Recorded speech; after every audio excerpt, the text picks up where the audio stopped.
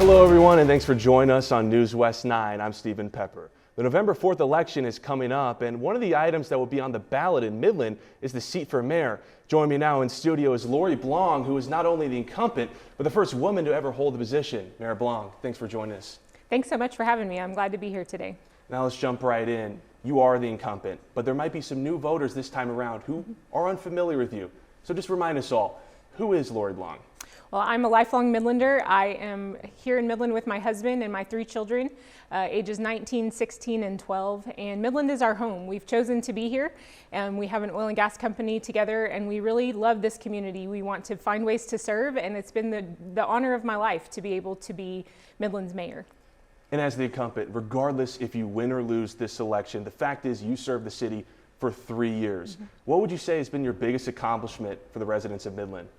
I think the things that I'm most proud of are related to finding waste and making sure that we're doing things efficiently. We've really sped up a lot of the processes at City Hall. We've hired 33 new police officers. We've reduced crime by over 10%, and we've invested a ton of money back into the roads and infrastructure of our community, millions of dollars back into those roads and infrastructure. And I think that's really important. And I use the word investment because we need to see these things as true investments in our future. These are assets that the community of Midland owns, and we need to maintain them well.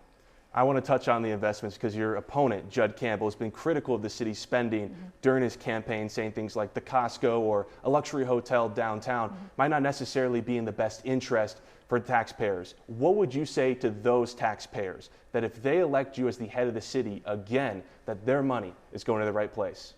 You know, when I block walked and ran for mayor the first time, Costco was the single most requested item as I was just talking to people at their front doors around Midland.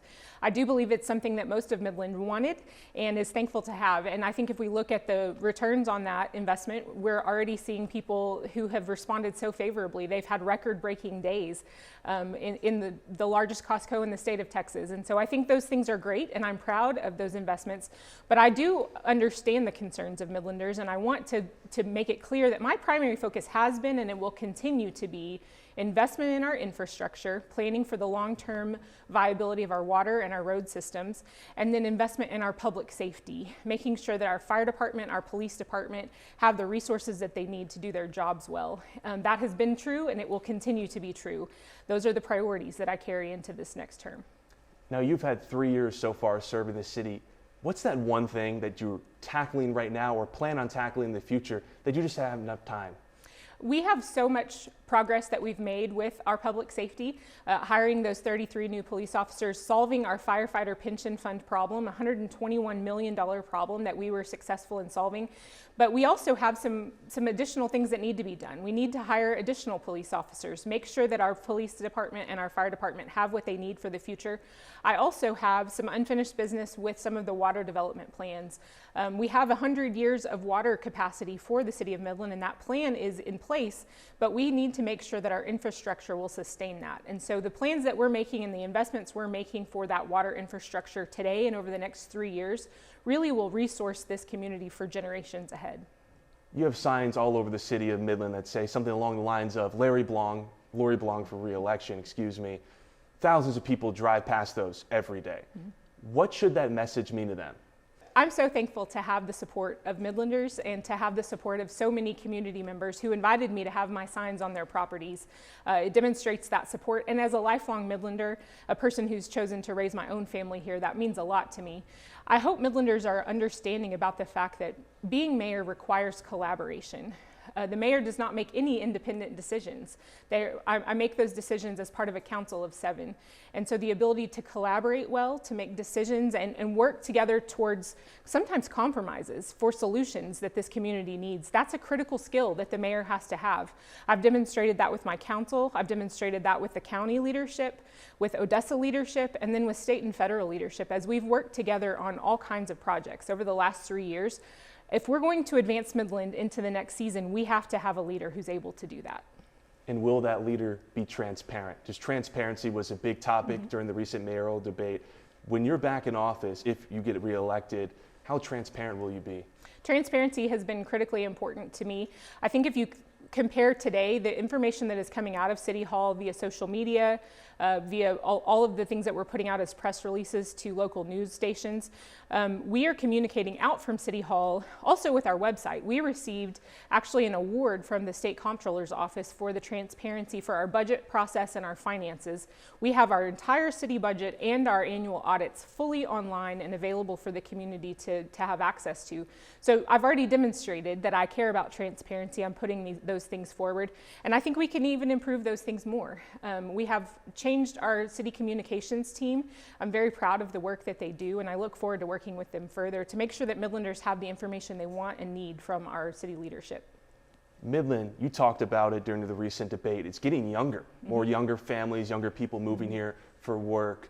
If you get reelected, how will you make Midland even more appealing to the younger resident? We do have a median age of 32 years old, and our largest age demographic is ages 0 to 4. And so we're having our own baby boom here in Midland, Texas, with record-breaking numbers being born at Midland Memorial Hospital every month. And so we really do have to think about those future generations of Midlanders. We need to make sure that we're investing into the infrastructure and the assets that the city already owns. 52 parks across the city of Midland that families need and that they utilize, that people of all ages, not just young people, are utilizing.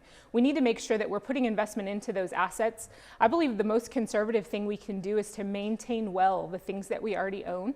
It's much cheaper to maintain things properly than it is to have to go in and get them and repair them when they've broken down. And so I think that's a very important process for us. I also think that being a family-friendly community is part of the heartbeat that is Midland. We care about families, we care about family values in Midland, and I am a demonstrated proponent of that. I think we need people who understand family values and want to see that as one of the core ethos of Midland, Texas.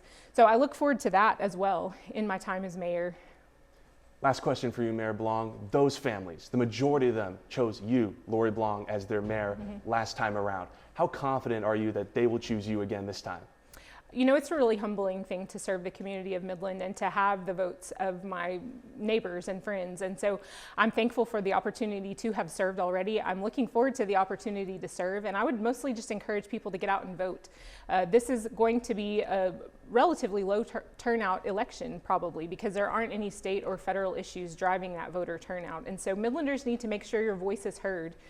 We need to make sure that the vote is representative of the community.